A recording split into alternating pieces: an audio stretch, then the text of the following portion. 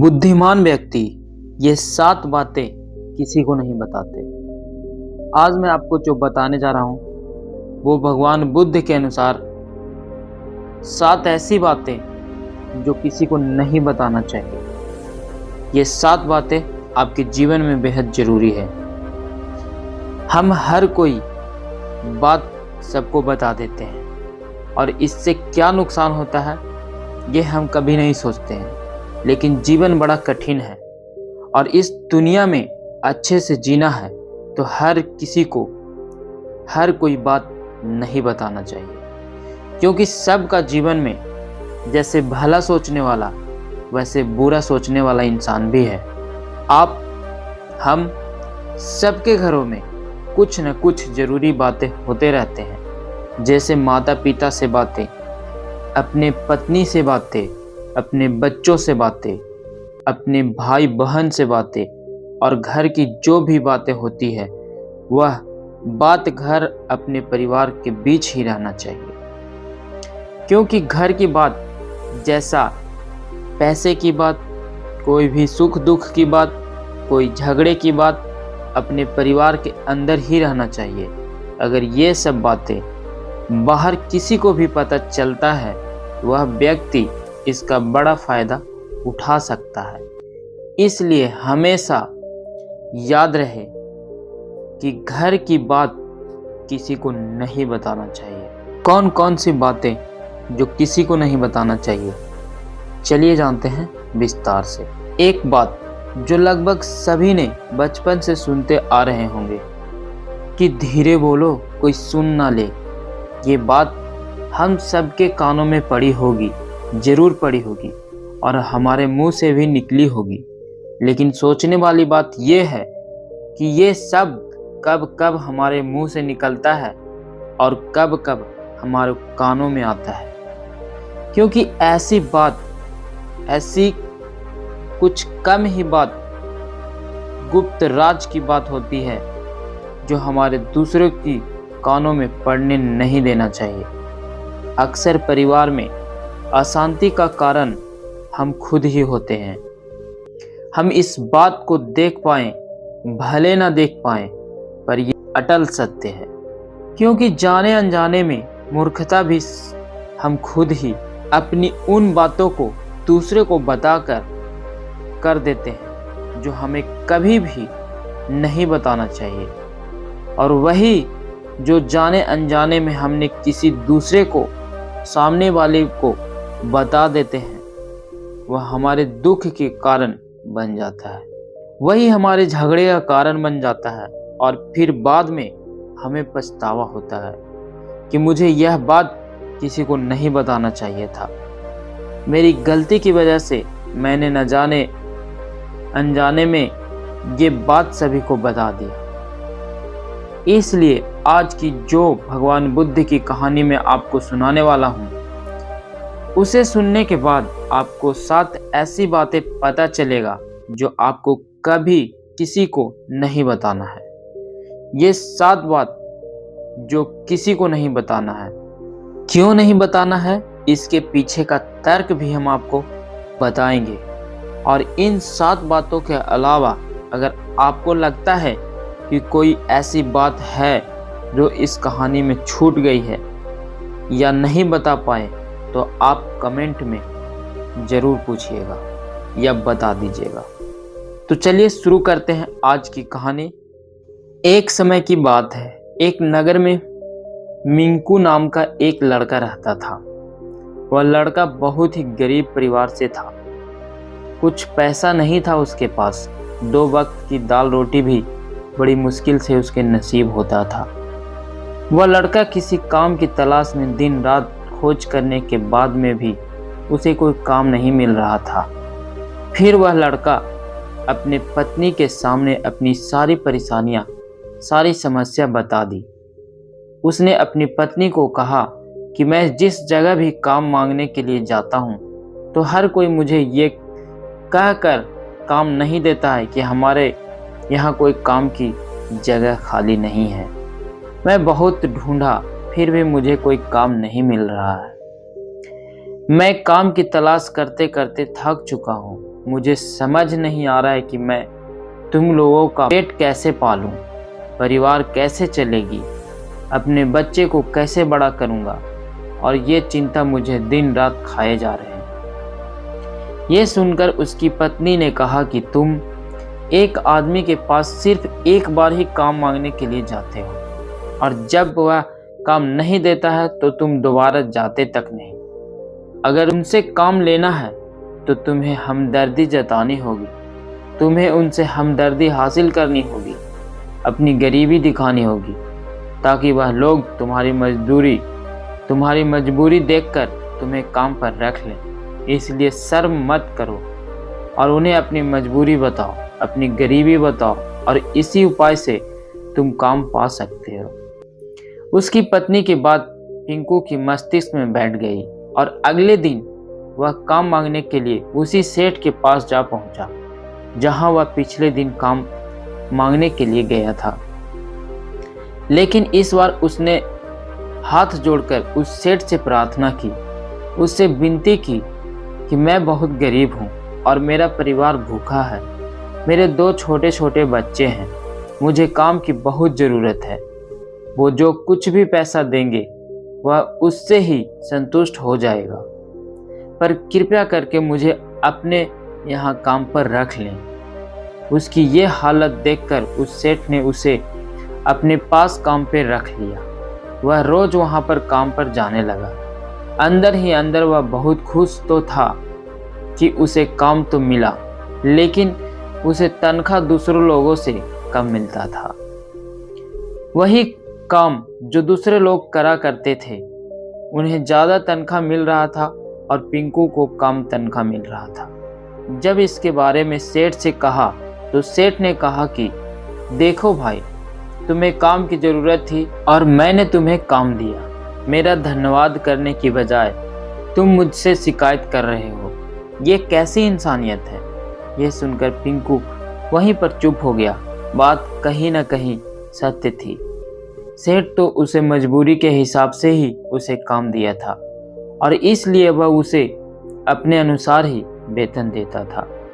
लेकिन धीरे धीरे यह बात अपने दोस्तों और अपने रिश्तेदारों को भी बताना शुरू कर दी कि उसका सेठ कैसा आदमी है, उसे कितना वेतन देता था। समय बीत गया और पिंकू पूरी लगन के साथ अपने काम करता रहा। लेकिन अब परिस्थितियां बदलने लगी थी। सेठ अब पिंकू से दूसरे लोगों से ज़्यादा काम लेता था और उनसे कम तनख्वाह देता था। ये बात पिंकू के मन में ही मन बहुत खटक रही थी। वह दूसरों से ज़्यादा मेहनत कर रहा था और उससे कम तनख्वाह पा रहा था। इससे उसको अपने आप आत्मसम्मान में बहुत चोट पहुंची।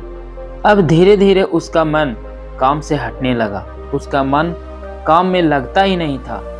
जाहिर सी बात है कि अगर ऐसा जिसके साथ होगा तो उसको काम में कैसे मन लगेगा, जहां आदमी को अपने आत्मसम्मान के साथ समझौता करना पड़े। इसीलिए जल्द ही उसने अपने काम छोड़ दिया और वह घर पर आकर खाली बैठ गया। अब उसके पास घर का खर्चा चलाने के लिए भी पैसा नहीं बचे। इसलिए वह अपने रिश्तेदारों और अपने दोस्तों से सहायता मांगना शुरू कर दिया। लेकिन उसका दोस्त और उसका रिश्तेदार उसके सामने तो उसे दया की पात्र समझते थे, उसे दिलासा देते थे, लेकिन उसका पीछे उसका मजाक उड़ाते थे।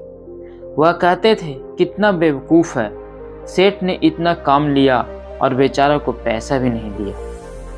अरे हम इसको पैसा दे दें तो ये कल हमारा पैसा वापस भी कर पाएगा या नहीं। इसकी पैसा देने की हालत है, काम तो इसके पास कुछ भी नहीं, पैसा कहाँ से लाएगा। और इसकी वजह से वह पिंकू की हालत दिन व दिन खराब होते जा रही थी।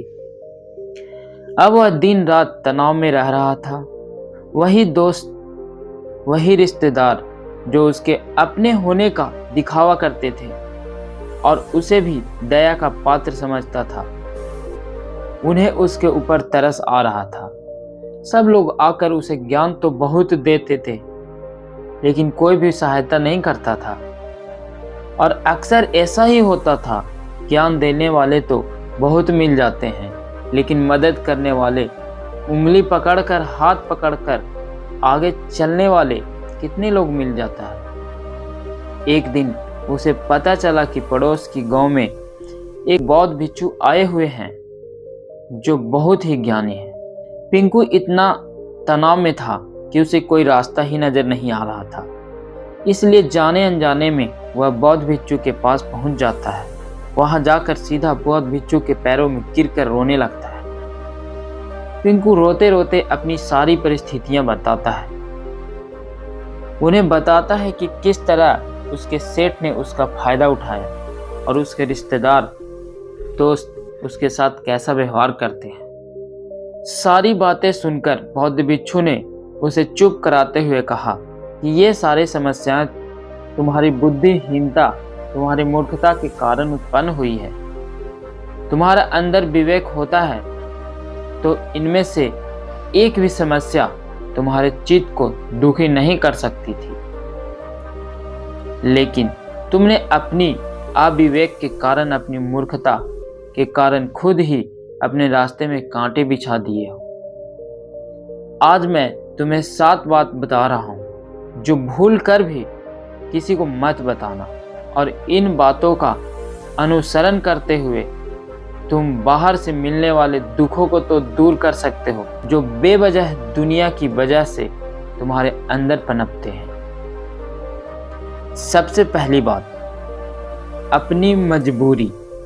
अपनी मजबूरी का दिखावा करके दूसरों का दया का पात्र बनकर उनकी सहायता लेने की गलती कभी मत करना। हो सकता है कि आज वह तुम्हारी मजबूरी देखकर तुम्हारी सहायता करते हैं, लेकिन कल वह तुम्हारा फायदा उठाने से भी दोबारा नहीं सोचेगा, और अगर फायदा भी नहीं उठाएगा तो दूसरों के सामने तुम्हारा मजाक बनाने में वह आदमी कभी दोबारा नहीं सोचेगा।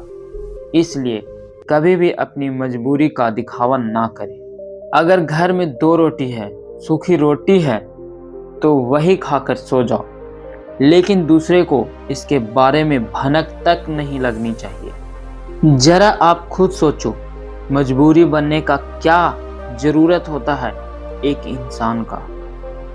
या तो वो दूसरों से सहानुभूति करना चाहता है, या तो उनसे कोई आर्थिक मदद चाहता है, लेकिन दोनों ही परिस्थिति आप देखोगे तो दूसरा आदमी आपका फायदा उठाने से दोबारा नहीं सोचेगा, और अगर वह फायदा नहीं भी उठाएगा तो अपनी नज़र में तो आपको वह मूर्ख ही समझेगा, बेवकूफ़ समझेगा, और दूसरों के सामने आपका मजाक तो जरूर बनाएगा।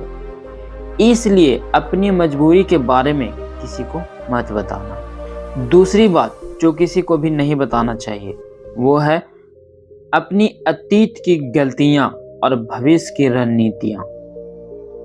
जरा सोचो कि अगर हम अपने अतीत की गलतियां किसी दूसरों को बताते हैं तो उसका क्या प्रभाव होगा।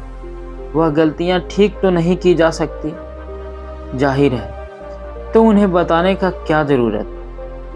आप अपने अंधेरे पक्ष को खुद दुनिया का सामने बता रहे हो, अपनी गलतियां दूसरों को सामने बता रहे हो।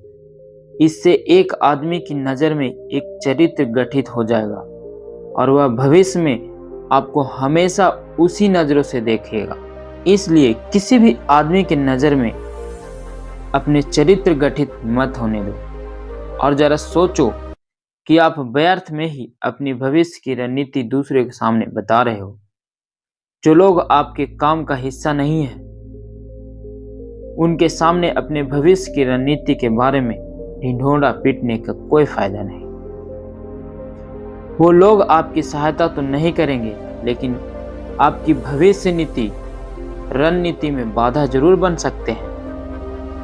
आप खुद ही अपने विवेक का इस्तेमाल करिए और सोचिए कि आपके साथ भी ऐसा हुआ कि नहीं।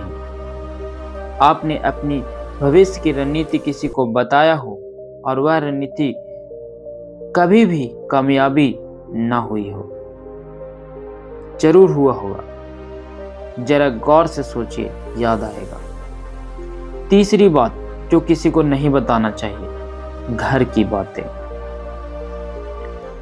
जो भी हमारे घर के अंदर आपस में बातचीत होती है, हमारे माँ बाप के साथ, हमारी पत्नी के साथ, हमारे बच्चों के साथ, हमारे भाई बहन के बाद, वह बात परिवार तक ही सीमित रहना चाहिए। अगर आप ये बात दुनिया के सामने ढिंढोरा पीटते हो तो दूसरों को आपके घर में घुसने का एक मौका मिल जाता है और वह इसका फायदा उठाने से कभी भी नहीं सोचेगा। वह आपके परिवार के सदस्य को आपसे दूर लेकर जाने की कोशिश करेगा। अक्सर ऐसा होता है, हम समाज में देखते हैं कि हम अपने घर के झगड़े को कम करने के लिए उन झगड़ों को अपने पड़ोसी और दूसरे रिश्तेदारों को बता देते हैं, लेकिन इससे आपको सहायता कभी नहीं मिलती होगी, बल्कि आपके घर की लड़ाई झगड़ा और ज़्यादा बढ़ गई होगी। और वह जाहिर है वह बढ़ेंगे। अगर आप अपने माँ बाप की बातें दूसरों को बताएंगे तो आपके माँ बाप को बुरा लगेगा कि हमारा बेटा हमसे बताए बगैर दूसरों को ये बात बता रहा है। इसलिए अपने घर की बातें और अपने घर की लड़ाई झगड़ा किसी के सामने मत बताना। अगली बात जो मैं आपको बताने जा रहा हूं, किसी को नहीं बताना चाहिए। वह सुनने पर अजीब लग सकती है, लेकिन उसका सत्य भी मैं आपको एक तर्क के माध्यम से दूंगा। मेरा कहना है कि अपनी आमदनी किसी को नहीं बताना चाहिए। चौथी बात जो किसी को भी नहीं बताना चाहिए वो है अपनी आमदनी। आप अपनी आमदनी न बताने के पीछे क्या जरूरी हो सकता है? जरा सोचिए कि आप अपनी आमदनी अपने दोस्तों को बता देते हैं, तब आपको दोस्तों को जरूरत पड़ेगी तो वो सिर्फ आपको ही याद करेंगे, क्योंकि उनको पता है कि आपकी आमदनी ज़्यादा अच्छी है, तो आप ही उनकी मदद कर सकते हैं और इसलिए ज़्यादा लोग आपसे सहायता मांगेंगे। और जब आप उनकी सहायता नहीं करेंगे तो वो सोचेंगे कि इस आदमी के पास पैसा है, मेरे सहायता कर सकता है, लेकिन ये सहायता कर नहीं रहा है। और इसलिए आपकी आमदनी दोस्तों के बीच एक झगड़े का कारण बन सकता है। कम आमदनी होगी तो लोग मजाक उड़ाएंगे और ज़्यादा आमदनी होगी तो आपसे सहायता मांगेंगे। इसलिए आप अपनी आमदनी बताने का कोई ज़रूरत नहीं है। पांचवी बात जो मैं आपको बताने वाला हूँ उसे अपनी गांठ बांध लेना और किसी को ये बात मत बताना।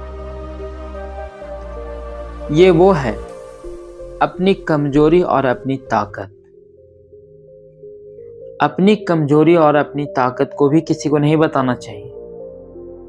अक्सर इंसान को पता नहीं होता है कि उसकी कमजोरी और उसकी ताकत क्या है, लेकिन आपको अपनी कमजोरी और अपनी ताकत का पता हो तो पहली बात तो आप बहुत ही बुद्धिमान आदमी हैं, और दूसरी बात आपको ये बातें किसी से साझा नहीं करना चाहिए, क्योंकि अगर आपकी कमजोरी दूसरों को पता चल गई तो वह आपकी कमजोरी का फायदा उठाएगा, और अगर आपकी ताकत पता चल गई तो वही ताकत का आपको कमजोरी बन जाएगी, क्योंकि वो ताकत दूसरे आदमी को पता है और वो ताकत की कमजोरी भी ढूंढ लेगा। अपनी अपनी कमजोरी और अपनी ताकत अपनी पत्नी या अपने पति को भी नहीं बताना चाहिए, क्योंकि इसके बाद आपको घर में हमेशा दबकर रहना पड़ेगा। छठा बात जो किसी को भी नहीं बताना चाहिए, अपने मित्र और अपने शत्रु को। आप अगर अपने मित्रों के बारे में अगर दूसरे लोगों को बताएंगे तो वह आपके मित्र के साथ अपनी घनिष्ठ संबंध बनकर आपको धोखा दिलवा सकता है। आपका गहरा मित्र को आपसे दूर करवाने का प्रयास कर सकता है। अक्सर आम आदमी ऐसा नहीं करता, लेकिन आपके दुश्मन ऐसा करने की कोशिश कर सकते हैं। और दूसरी तरफ आपके शत्रु का भी किसी को नहीं पता लगना चाहिए, क्योंकि आज जो आपकी मित्र है, अगर कल वह आपका दुश्मन हो गया तो वह आपके दुश्मन के साथ ही मिलकर आपको परास्त कर सकता है, आपको धोखा दे सकता है। इसलिए अपने सबसे अच्छे दोस्त को भी अपने दुश्मन के बारे में कभी मत बताना। सातवां और आखिरी बातें जो बताने जा रहा हूं, वो किसी को भी नहीं बताना। दान करना। आप जो दान करते हो तो दान के बारे में किसी को भी नहीं बताना, नहीं तो दान करना व्यर्थ हो जाता है, बेकार हो जाता है। जब आप आपकी दान का ढिंढोरा पीटते हो तो तब ये जताना चाह रहे हो कि मैं कितना बड़ा दानी हूं, और ये आपके अंदर एक अहंकार निर्मित करेगा। इसलिए दान गुप्त रूप से किया जाना चाहिए, वही अच्छा होता है और उतना ही फलदायी होता है। जब आपका बायां हाथ दान कर रहा है तो दायां हाथ को भी ना पता चले। ये 7 बातें जो बुद्ध भिक्षु ने पिंकू को बताई, इनमें संसार के सभी सिद्धांत छुपे हुए हैं। इन बातों का अनुसरण करते हुए आप अपने घर में सुख शांति बना सकते हैं और घर के झगड़े हमेशा के लिए दूर कर सकते हैं। आप इस बात के बारे में अपने विवेक से भी सोचेंगे तो आपको ये बात सच मालूम पड़ेगा। इस कहानी का निष्कर्ष। आज की कहानी बुद्धिमान व्यक्ति 7 रहस्य किसी को नहीं बताते। सुनाने का उद्देश्य यह है कि आपका विवेक जागृत हो, आप खुद उन बातों के बारे में सोचो जो हम आपको बता रहे थे। अगर हम गलत हैं तो आप हमें कमेंट करके ज़रूर बताइएगा। कहानी अगर पसंद आई है तो एक लाइक करिए, शेयर करिए और चैनल पे पहली बार आए हैं तो सब्सक्राइब जरूर करिएगा। चलिए मिलते हैं नई कहानी में, तब तक के लिए धन्यवाद।